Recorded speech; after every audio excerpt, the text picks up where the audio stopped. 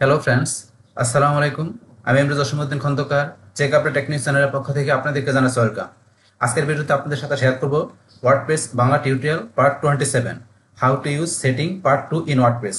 অর্থাৎ আজকে আমরা ওয়ার্ডপ্রেস বাংলা টিউটোরিয়াল আমরা পার্ট 27 মধ্যে দেখব যে কিভাবে আমরা ওয়ার্ডপ্রেসের মধ্যে যে সেটিং এর বিষয়গুলো করতে পারি সেই বিষয়গুলো। তো আজকে আমরা সেটিং এর কি পার্ট 2 এর বিষয়গুলো দেখব। এখন আমাদের এই ওয়ার্ডপ্রেস সেটিং এর পার্ট 1 এর মধ্যে আমাদের কোন বিষয়গুলো ছিল, যে আমাদের এই সেটিং এর মধ্যে যে কিভাবে আমরা জেনারেল সেটিং, তারপর রিডিং রাইটিং সেটিং এই বিষয়গুলো করতে পারি, সেগুলো আমার সেটিং পার্ট 1 এ বলা ছিল। তো এখন আমরা পার্ট 2 এর মধ্যে সেটিং এর কি বাকি বিষয়গুলো দেখব। তো এখন আমাদের ওয়ার্ডপ্রেস সেটিং ছাড়াও কিভাবে আমরা ওয়ার্ডপ্রেসের মধ্যে আমরা যে টুলস এর বিষয়গুলো, তারপর আমরা ইউজার রুলস তৈরি করার বিষয়, তাছাড়া প্লাগইনস এর বিষয়, এছাড়া যে আমাদের অ্যাপিয়ারেন্সের মধ্যে আমাদের যে এখানে যে থিম কাস্টমাইজেশনের যে বিষয়গুলো আছে সেই সমস্ত বিষয়গুলোর উপর, তাছাড়া পোস্ট তৈরি করা, পেজ তৈরি করা, মিডিয়া লাইব্রেরির ব্যবহার, তো এই এছাড়া আর অন্যান্য বিষয়গুলোর উপর কিন্তু ভিডিও অলরেডি আমার চ্যানেলে দেওয়া আছে, চাইলে আপনারা ভিডিওগুলো দেখতে পারেন। তাছাড়া যদি আপনারা আমার প্লেলিস্টে আসেন, প্লেলিস্টে আসলে এখান থেকে আপনারা ওয়ার্ডপ্রেসের উপর কিন্তু আলাদা একটা প্লেলিস্টে করা আছে। তো এখান থেকে আপনি সিরিয়ালে পার্ট বাই পার্ট সমস্ত ভিডিওগুলো দেখতে পারেন। তাছাড়া আপনারা যদি ফ্রিতে ওয়েবসাইট তৈরি করতে চান, তাহলে সেই ক্ষেত্রে আপনার ব্লগার থেকে কিভাবে করতে পারেন সেই ব্লগারের উপরে কিন্তু একটা প্লেলিস্ট করা আছে। চাইলে আপনারা এই ব্লগারের প্লেলিস্ট থেকে এই ভিডিওগুলো দেখে ব্লগার থেকে ফ্রিতে আপনার ওয়েবসাইট তৈরি করার বিষয় তুলে নিতে পারেন। তাছাড়া এখানে আমার এখানে আরো বিভিন্ন ধরনের ডিজিটাল মার্কেটিং এর বিভিন্ন বিষয়ের উপর কিন্তু প্লেলিস্ট করা আছে। চাইলে আপনারা এই সমস্ত ভিডিওগুলো দেখে আপনার ডিজিটাল মার্কেটিং এর অনেক বিষয় আপনারা ক্লিয়ার হতে পারেন। তাহলে এখন আজকে আমরা এখান থেকে আমাদের ওয়ার্ডপ্রেস সাইটের আমরা কি সেটিং এর পার্ট 2 এর বিষয়গুলো দেখব। তো সেটা দেখার জন্য যদি আপনাদের লাইভ সার্ভার মানে আপনার ডোমেন হোস্টিং থাকে, তাহলে আপনার সরাসরি লাইভ সার্ভার ঢুকে কাজটা করতে পারেন। তো আপনার যদি ডোমেন হোস্টিং থাকে আপনার ডোমেনের নামটা লিখবেন, যেমন আমার ডোমেনের নাম কি jsimonline.com, তারপরে স্ল্যাশ দিয়ে আপনাকে wp-admin বা শুধু অ্যাডমিন লিখতে পারেন, অথবা wp-login.php, বাস তিনটার যে কোনো একটা লেখা আপনি এন্টার প্রেস করবেন। তারপরে ইউজার নেম অথবা ইমেল অ্যাড্রেস, তারপর পাসওয়ার্ড দিয়ে লগইন করে আপনি ওয়ার্ডপ্রেসের ড্যাশবোর্ডে ঢুকে বাস আপনি করতে পারেন, যদি আপনি ডোমিনেশন থাকে। বাস আপনার ডোমিনেশন না থাকলে কোনো প্রবলেম নেই। আপনি ওয়ার্ডপ্রেস শেখার জন্য আপনার পিসিটাকে আপনি লোকাল সেটআপ বানিয়ে সেই ক্ষেত্রে আপনি ফ্রিতে ওয়ার্ডপ্রেসের সমস্ত কাজগুলো শিখতে পারেন। আর লোকাল সেটআপ বানানোর জন্য আমরা কি করি, আমাদের জাম সফটওয়্যারটা আমাদের ডাউনলোড ইনস্টল করতে হয়। ইনস্টল করার পর আপনি যদি এই যে এখান থেকে সার্চ দেন XAM লেখা, বা সার্চ দেওয়ার সাথে সাথে এই যে জাম কন্ট্রোল করেন এখানে চলে আসবেন, এখানে ক্লিক করবেন। বাস তারপর এখানে আপনার এই যে এখানে মডিউলের মধ্যে অ্যাপাচি আর মাইএসকিউএল এই দুইটা মডিউল এখান থেকে আমরা স্টার্ট করে দিব। স্টার্ট করার পর এটা মিনিমাইজ করে আমরা আমাদের ব্রাউজারে চলে আসবো। বাস ব্রাউজার আসার পর এখানে আমরা কি লিখবো, লোকাল হোস্ট।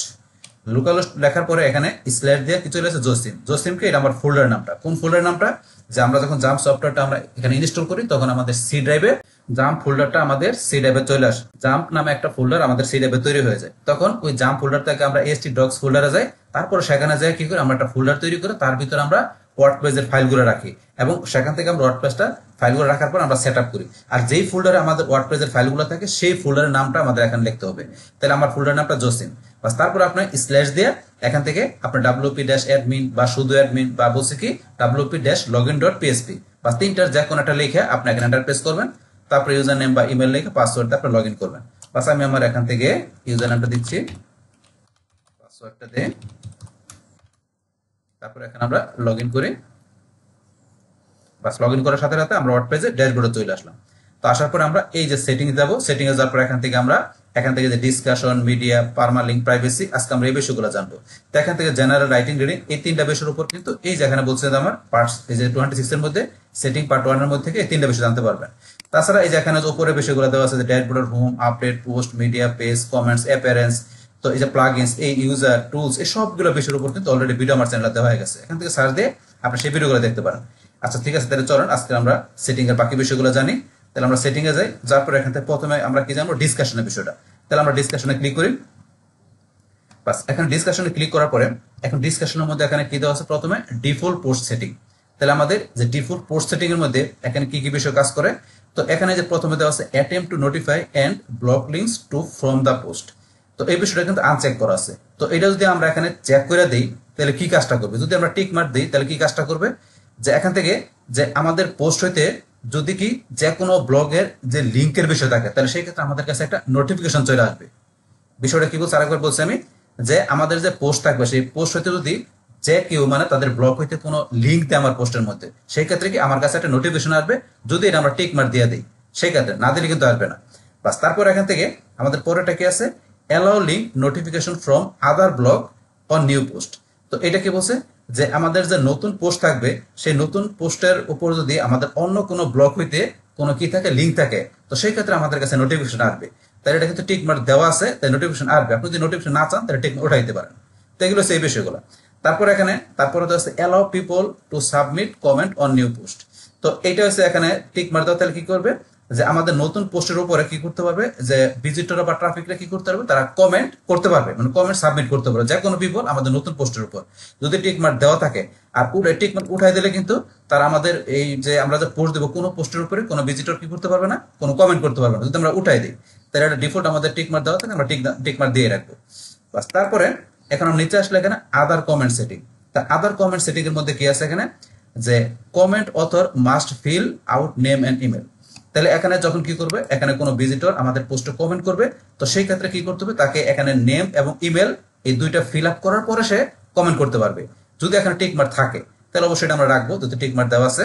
বাস তারপরে এখানে এটা কিন্তু টিক মার্ক দেওয়া নাই। পরেরটা কি, এই যে user must be registered and logged into comment. তাহলে এখানে কি, যে কোনো ইউজার যদি আপনার কমেন্ট করতে চায় সেই ক্ষেত্রে তাকে কি করতে হবে, মানে রেজিস্টার করে ইউজার হইতে হবে। সে রেজিস্টার করা থাকলে এবং লক করা থাকলে সে কমেন্ট করতে পারবে। যদি এটা টিক মার্ক দিয়ে দিই আমরা, তাহলে এটা আমরা আনচেক করা আছে, আনচেকে রাখবো, কারণ কোনো রেজিস্টার করার প্রয়োজন নাই, তাকে লগ ইন করার প্রয়োজন নেই কমেন্ট করার জন্য আমাদের পোস্টে। টিক মার্ক দিলে কিন্তু সেটা করতে হবে। তারপর টিক মার্ক উঠানো আছে, উঠানো রাখবে। তারপর এখানে আমরা অটোমেটিক্যালি এখানে close comments on post older than 14 days. তো এইটা কি বলছে এখানে, যে আমাদের পোস্টে যে কমেন্টগুলো থাকবে সেই কমেন্টগুলো আমাদের এখানে পোস্টের মধ্যে কতদিন থাকবে সেটা আমাদের কিন্তু এখানে ডিফল্ট 14 দিন দেওয়া আছে। এখন আপনি চাইলে এখান থেকে 14 দিনের উপরে আপনি বাড়ায় কমা দিতে পারেন, যে এখানে আমাদের এই পোস্টগুলোতে কমেন্টগুলো কতদিন শো করবে। তো সেটা আপনি এখান থেকে ধরুন আপনার নিজের মতো করে এখান থেকে চেঞ্জ করে দিতে পারেন। এটা সেই বিষয়টা।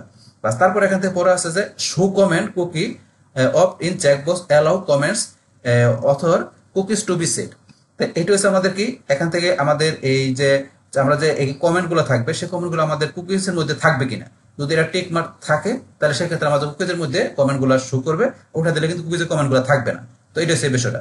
বাস তারপর এখানে দেওয়া আছে enable threaded nested comment 5 level D. এটা কি বলছে এখানে, যে টিক মার্ক দেওয়া মানে কি, যে আমাদের একটা পোস্টের মধ্যে সে একটা ইউজার মানে একজন ভিজিটর মানে আমাদের একটা পোস্টের মধ্যে কয়টা একসাথে কমেন্ট করতে পারবে। তো এখানে 5টা দেওয়া আছে, মানে নেস্টেড মানে কি একটার পর একটা কমেন্ট করতে পারবে। সে সর্বোচ্চ আমাদের একটা পোস্টে 5টা কমেন্ট করতে পারবে যদি 5 দেওয়া থাকে। আর এখানে যদি আমরা দিয়ে রাখি, কত দিয়ে রাখি, 8 দিয়ে রাখলাম, তাহলে সে আমাদের একটা পোস্টের মধ্যে একসাথে 8টা পর্যন্ত কমেন্ট করতে পারবে। তো এখানে আপনার কয়টা দিতে চান সেটা সেট করতে পারেন। 5টা তো 5টাই রাখলাম, যে 5টার বেশি একটা পোস্টে কমেন্ট করতে পারবে না। তো এটা হচ্ছে নেস্টেড কমেন্টের বিষয়টা। বাস তারপরে এখন কিন্তু আমরা উঠাই দিলে কিন্তু করতে পারবে না, উঠাই দিলে কিন্তু আমরা এখানে টিক মার্ক দাও, টিক মার্ক দিয়ে রাখবো। তারপর আমাদের এখানে পরে কি দেওয়া আছে, এখানে দেওয়া আছে আমাদের break comment into pages with 50 top level comment per page. এই বিষয়টা কি বলছে, যে আমাদের এখান থেকে একটা পেজের মধ্যে যে কতগুলো কমেন্ট মানে শো করবে, সেই ক্ষেত্রে এখানে দেওয়া আছে কটা, 50টা। চাইলে আপনি কম বেশি করে দিতে পারেন, যে আপনার টপ লেভেলের কমেন্ট গুলো পার পেজের মধ্যে 50টা শো করবে, তারপর আমাদের ব্রেক করে নেক্সট পেজে চলে যাবে। তারপর এখানে বলছে কি and the last page display. তাহলে এবং কি করবো, আমাদের লাস্টের যে পেজটা সেটা কিন্তু আমাদের ডিসপ্লে করবে। আপনি যদি লাস্টের থেকে ফার্স্ট পেজ দেখা দেন তাহলে ফার্স্ট পেজটা ডিসপ্লে করবে আপনার, এটা এই বিষয়টা বলছে। তারপরে by default comment should be display with the older. তাহলে এখানে কি বলছে, যে আপনার ডিফল্ট যে কমেন্ট গুলা সেটা ডিসপ্লে হবে কি, মানে পুরাতন কমেন্ট গুলা আগে ডিসপ্লে হবে। আর আপনি যদি এটা চেঞ্জ করে দেন নিউয়ার দেন, তাহলে নতুন কমেন্ট গুলো ডিসপ্লে হবে। বাই ডিফল্ট আছে, আপনি চাইলে নিউয়ার দিলে নতুন কমেন্ট গুলা আপনি খুব ডিসপ্লে হবে, আপনার ডিসপ্লে করবে। তারপরে comment at the top of each page. তাহলে আপনার প্রত্যেকটা পেজের উপরে কি কমেন্ট গুলো ডিসপ্লে হবে। তো এই বিষয়গুলো একটু পড়বেন, পড়লে আপনার বুঝতে পারবেন। যদি এটা আপনি চান তাহলে আপনি টিক মার দিতে পারেন, তাহলে এটা আমরা চাই না, এখানে আনচেক করা আছে। বাস তারপরে এখন ধরুন ইমেল মি হয় না এবার। তো এটা কি আমাদের কাছে ইমেল চলে আসবে, কখন ইমেল আসবে, এনিওয়ান পোস্টে কমেন্ট, যে আমাদের পোস্টে যখন একটা আমাদের পোস্টে যখন কমেন্ট করবে তখন কি হবে, আমাদের কাছে একটা আমাদের একটা ইমেল চলে আসবে, যদি এটা আপনার অপশন টিক মার্ক থাকে। তারপরে a comment is help for moderation. তা এটা কি, যে আমাদের যে পোস্টে কোনো কমেন্ট করলে সেই ক্ষেত্রে কি আমাদের ইমেল আসবে, আর সেই ইমেলটা দেখে কি আমরা তাকে এই কমেন্টটা মডারেশনের মধ্যে চলে আসবে, তখন ইমেল থেকে আমরা সেই মডারেশনটা করে কমেন্টটাকে তারপর আমরা চাইলে অ্যাপ্রুভ বা আমরা ডিজ অ্যাপ্রুভ বা আমাদের চার করতে পারি। মানে এই দুইটা অপশন হয়েছে, যখন ভিজিটর যখন পোস্ট করবে তখন সেই ক্ষেত্রে আমাদের কাছে কি ইমেল চলে আসবে। তো সেই ক্ষেত্রে আমরা ইমেল ধরেন দেখতে পারি, ইমেল থেকে আমরা ধরেন যে সেই পোস্টের যে কমেন্ট আছে সেটা আমরা দেখে আমরা অ্যাপ্রুভ করতে পারি, বা আমরা চাইলে ডিসঅ্যাপ্রুভ বা যার কথা করতে পারি। এটা হচ্ছে আমাদের এই বিষয়টা।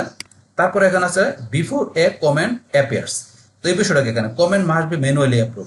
তা আমরা যদি এই অপশনটা টিক মার্ক দিই তাহলে আমাদের যে ভিজিটর আমাদের পোস্টে যে কমেন্ট করবে সেগুলো আমরা ম্যানুয়ালি দেখে অ্যাপ্রুভ করতে পারি। তো এটা যদি টিক মার্ক থাকে তাহলে সেই কাজটা করবে। তো এটা আনচেক করা আছে, আমরা আনচেকে রাখলাম। বাস তারপর আছে comment author must be previously approve comment. তো এটা কি বলছে এখানে যে কমেন্টের অথর যে কি করতে পারবে, কমেন্টটা অ্যাপ্রুভ করা হয়েছে কিনা সেটা কিন্তু পূর্বে এসে বিষয়টা জানতে পারবে যদি এটা টিকমার্ক থাকে। বাস তারপর এখানে কমেন্ট মডারেশন অপশন। তাহলে কমেন্ট মডারেশন এখানে কি বলছে, as a hold a comment in the queue if it contain 2 or more links. তো এটা কি বলছে এখানে যে এখানে কি করবে, যদি আমাদের কোনো পোস্টের মধ্যে সে কমেন্ট করে কোনো ভিজিটর, সেই ক্ষেত্রে যদি ওই কমেন্টের মধ্যে সে কোনো লিঙ্ক ইউজ করে এবং সেই লিঙ্ক যদি সে কি করে দুইটা বা দুইটার বেশি লিঙ্ক দেয় আমার ওই পোস্টের কমেন্টের মধ্যে, তার সেই ক্ষেত্রে এখানে কি করবে, সেই কমেন্টটা মডারেশনে চলে আসবে। তো এটা এই বিষয়ে বলছে, চাইলে এখান থেকে কিন্তু আপনার দুইটার জায়গায় একটা বা তিনটা এখানে দিতে পারেন, যে সে যখন কি করবো কমেন্ট করবে সেই কমেন্টের মধ্যে লিঙ্ক দিলে সেই ক্ষেত্রে কি হবে, এটা মডারেশন চলে আসবে সেই কমেন্টটা। তো এখান থেকে সেটা একটা লিঙ্ক হতে পারে বা দুইটা লিঙ্ক হতে পারে, কিন্তু সেই লিঙ্কগুলো ভালো হতে পারে খারাপ হতে পারে, সেটা আপনি ধরেন যে কি মডারেশন আসলে আমরা এটা চেক দিয়ে পরে অ্যাপ্রুভ করতে পারেন। তো এই বিষয়টা বলছে এখানে, তাইলে আমরা দুইটা ছিল দুইটা মনে করে রাখলাম।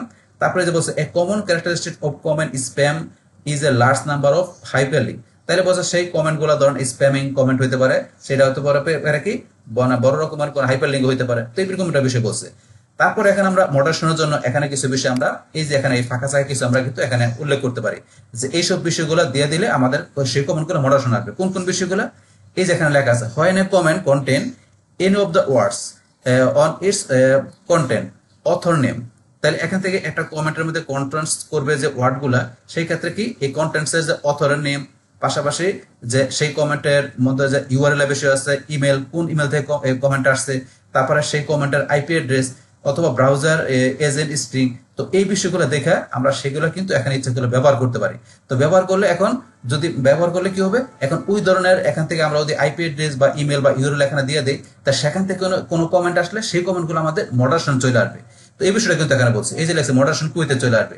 One word or IP address per line it will match inside words press will match WordPress. তাহলে এখানে যদি আমরা প্রেসও দিয়ে দিই, তাহলে ওয়ার্ডপ্রেস প্রেস দিলে ওয়ার্ডপ্রেসের ম্যাচ করে কাজ করবে এবং সেই কমেন্টটা মডারেশন চলে আসবে। তাহলে সেই ক্ষেত্রে এই যে এখানে বলছে আইপি অ্যাড্রেস, আমাদের এখানে পার লাইন আইপি অ্যাড্রেস বা আমাদের এখানে যে কিছু কিওয়ার্ড যদি আমরা দিয়ে দিই, সেই ধরনের আইপি অ্যাড্রেস বা কিওয়ার্ড দেওয়া বা এখানে যে আরো বিষয় দেওয়া আছে, যেমন আপনি ইউআরএল দেওয়া বা ইমেল অ্যাড্রেস যেটা দেন সেগুলো দিয়ে যদি কোনো কমেন্ট আসে সেটা আমাদের মডারেশনও যাবে। তো এই বিষয়ে বলছে, যেমন আমরা যদি মনে করেন কমেন্টে যাই, যেমন এখান থেকে আমরা কমেন্টের অপশনে এখানে গিয়ে এটা নতুন ট্যাবে ওপেন করলাম। এখন এখানে কমেন্টে গেলে কিন্তু দেখবেন যেসব ইউজার পোস্টে কমেন্ট করে তাদের কিন্তু এখানে এই যে চলে আসে এখানে কি যে তারা কি অথরের নামটা কি, এই যে এখানে অথর হামিদ হাসান এরা কিন্তু কমেন্ট করছে এবং তাদের ইমেল এটা চলে আসে। পাশাপাশি কিন্তু এখন যে কমেন্ট করছে এখন কোন পিসি থেকে কমেন্ট করছে তার কিন্তু আইপি অ্যাড্রেস চলে আসে। আমাদের এখন আইপি অ্যাড্রেসটা কেন দেখাইতেছে না, কারণ আমরা লোকাল সার্ভার থেকে এখান থেকে কি করছি, আমরা নিজেরই কমেন্ট করছি। কিন্তু অন্য কেউ যদি কমেন্ট করে সেটা তো আপনার লাইভ সার্ভার থাকে, যে আপনার ডোমেন হোস্টিং থাকে, লাইভ সার্ভার থেকে আপনি ওয়েবসাইট ব্যবহার করতেছেন, সেই ক্ষেত্রে অন্যজন যখন কি করবে আপনার ওই লাইভ সার্ভার থেকে আপনার ওয়েবসাইটটাকে তারা কি করবে এখান থেকে কমেন্টস করবে, তখন সে কোন পিসি থেকে কোন জায়গা থেকে সে কমেন্ট করছে সেই আইপি অ্যাড্রেসটা কিন্তু এখানে চলে আসবে, পাশাপাশি ইমেল এবং তার ইউজার নামটা আসবে। তো এই বিষয়গুলো চলে আসলে আপনার আইপি ইমেল এই যে এখানে ইউজার নেম, এই বিষয়গুলো যদি আপনি এই যে এখান থেকে উল্লেখ করে দেন, যেটা বলছে যে author name URL email address IP address, তো এই যে বিষয়গুলো উল্লেখ করে দিলে তখন এই যে এখানে যে ইউজার বা যে ইমেল যে আইপি এখান থেকে উল্লেখ করে দিলে তারা যখন কোনো কমেন্ট করবে, মানে এই ইমেল এই আইপি এই আপনার অথর নেম দিয়ে কমেন্ট করলে সেই ক্ষেত্রে সেই কমেন্টগুলো মডারেশন চলে আসবে। তো এই বিষয়ে বলছে, তখন আপনি সেই কমেন্টগুলো দেখে আপনার চাইলে অ্যাপ্রুভ বা ডিসঅ্যাপ্রুভ বা স্প্যাম যেটা দরকার আপনি করতে পারেন বা ডিলিট করে দিতে পারেন। তো এই বিষয়গুলো করে দেবেন, তাহলে বুঝতে পারবেন। তারপরে এখন হচ্ছে আমাদের কি ডিসঅ্যালাউ কমেন্ট কি, তাহলে আগেটা ছিল মডারেশন আসবে, এখন হচ্ছে এটা ডিসঅ্যালাউ করবে, মানে কমেন্টগুলো সে ব্লক লিস্টে পাঠিয়ে দিবে। সে কমেন্টগুলো করলো সে কি করবে, এটা ডিসঅ্যালাউ করে সে ট্রাস্টে পাঠিয়ে দিবে। তো আমরা বিষয়টা পড়ি একটু। When a comment content any of the words it contents author name URL email IP address or browser user agent, তারপর লেখছে কি it will put in trust one word IP address per line it will mesh inside word so press mesh wordpress। তাহলে এখানে same কিন্তু এই উপরের যে কথাটুকু আছে এই কথাটুকু তো এখানে বলা আছে, এখানেও সেম কথা বলা আছে। তো এখানে যেটা বলছে এখানে সেম কথা, এখানেও কিন্তু সেম পাবে। আপনার যে কমেন্টগুলো ডিজেল হবে কখন, যদি আপনি কি করেন যে কমেন্ট করছে এখন কোন ইমেল থেকে করছে ইমেল অ্যাড্রেস আপনি এখানে দিয়ে দেন, পাশাপাশি কোন ইউআরএল থেকে করছে সেই ইউআরএল দিয়ে দেন, তারপরে কি দিয়ে দেন আপনি আইপি অ্যাড্রেস দিয়ে দেন, কোন আইপি থেকে সে এই কমেন্টটা করছে আইপি অ্যাড্রেস দিয়ে দিতে পারেন, বা এখান থেকে যে বিভিন্ন ধরনের কিওয়ার্ড দিতে পারেন, যে আপনি এখানে কিওয়ার্ড দিয়ে দেন যে এখান থেকে যে এরকম প্রেস দিলে আপনি ওয়ার্ড প্রেস ধরে নেবে, বা আরো যে এই ধরনের আরো যে আপনি কিওয়ার্ড দিতে পারেন, এই ধরনের কিওয়ার্ড দিয়ে যদি কোনো কমেন্ট করে তা সেগুলা কি হয়ে যাবে ডিসঅ্যালাউ, সেগুলা অটোমেটিক্যালি এই যেখানে লিখছে কোথায় চলে যাবে, সেই কমেন্টগুলো ট্রাস্টে চলে যাবে, এই যে লেখা আছে ট্রাস্ট, সেগুলা এখানে কোনো কমেন্ট কার্যকর হবে না, অটোমেটিক ডিলিট হয়ে ট্রাস্টে চলে যাবে। তাহলে আগেরটা যাবে মডারেশনে, আর এখানে সেম কথা লেখা আছে, এখানে যদি এই ইমেল বা অথরের নেম বা আপনার ওই দেখা গেছে আপনার কি তারপর এই যে ইউআরএল বা আপনি এখানে কোনো কিওয়ার্ড বা আইপি অ্যাড্রেস যে বিষয়গুলো দেবে সেই এই বিষয়গুলো দিয়ে যদি কোনো কমেন্ট করো কোনো আপনার ভিজিটর, সেগুলো আপনার ব্ল্যাক লিস্টে চলে যাবে, মানে সেগুলো ট্রাস্টে চলে যাবে, এলাও হবে না। বাস তাইলে এখন দুই কাজ করে, আগেরটা করবে মডারেশনের ক্ষেত্রে, এটা করবে আপনার যেখান থেকে ব্লক হয়ে যাবে, মানে আপনার ব্লক লিস্টে চলে যাবে, মানে ডিসঅ্যালাউ হয়ে যাবে, ট্রাস্টে চলে যাবে। তো এই হচ্ছে দুইটা বিষয় এখানে। তারপর আমাদের নিজ দিকে আসে এখানে আমাদের অ্যাবাটরের বিষয়। তো অ্যাবাটরের মধ্যে এখানে কি আছে, অ্যাবাটর ডিসপ্লে। তাহলে এখানে এই যে শো অ্যাবাটর, তাহলে এখানে এটা টিক মার্ক দেওয়া আছে, মানে কি আমাদের অ্যাবাটরটা কি করবে, ডিসপ্লে শো করবে। তাহলে অ্যাবাটর কোনটা, আমরা এই যে এখানে আসি, এই যেটা আমাদের অ্যাবাটর। তাহলে আমাদের ইউজার নেম বাম পাশে এই যে অ্যাবাটর, অ্যাবাটর আমার কোনো পিকচার দেওয়া না, এটা দেওয়া আছে ডিফল্ট।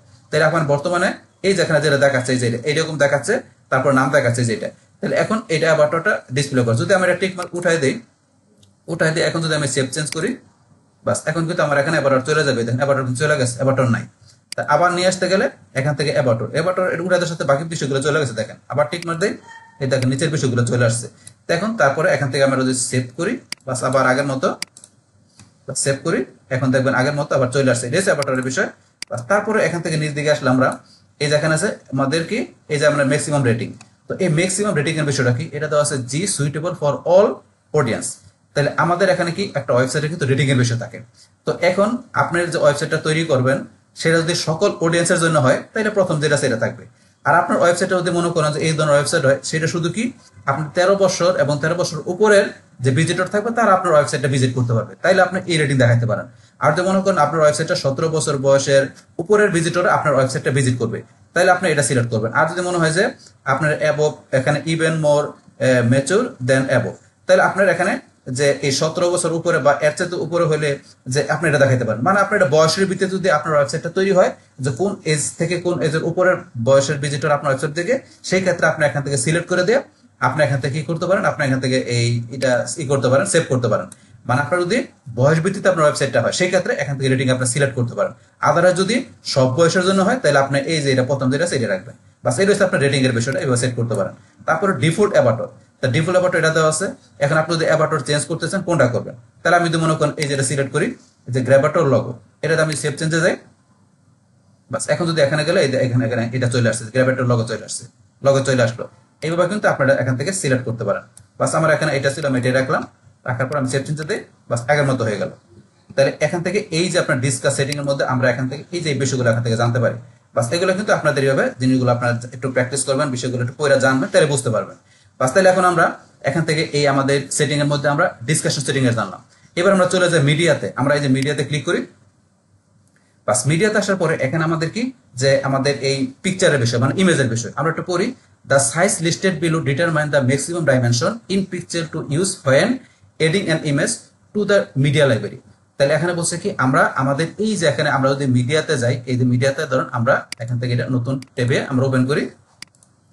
এখন আমরা মিডিয়াতে গেলে আমাদের কিন্তু এই দেন মিডিয়া লাইব্রেরিতে কিন্তু এখানে আমাদের অনেকগুলো পিকচার দেওয়া আছে। আর এই পিকচারগুলো কোন জায়গা থেকে আসছে, যখন আমরা আমাদের এই যে পোস্টে বা আমাদের পেজে আমরা কোনো পিকচার ব্যবহার করছি, সেগুলো কিন্তু এখানে চলে আসে। পাশাপাশি আমরা এই যে অ্যাড নিউ মিডিয়াতে এখান থেকে আমরা কোনো পিকচার কিন্তু এখানে আমরা আপলোডও করতে পারি, তো সেই পিকচার আমরা আপলোডও করতে পারি। এখন আপনি আপলোড করেন বা আপনার পেজে পোস্টে যেখানে দেন, সেই পিকচারগুলো কিন্তু এখানে আমাদের শো করে, পিকচার বা আপনার কোনো ভিডিও, সেগুলো কিন্তু এখানে চলে আসে।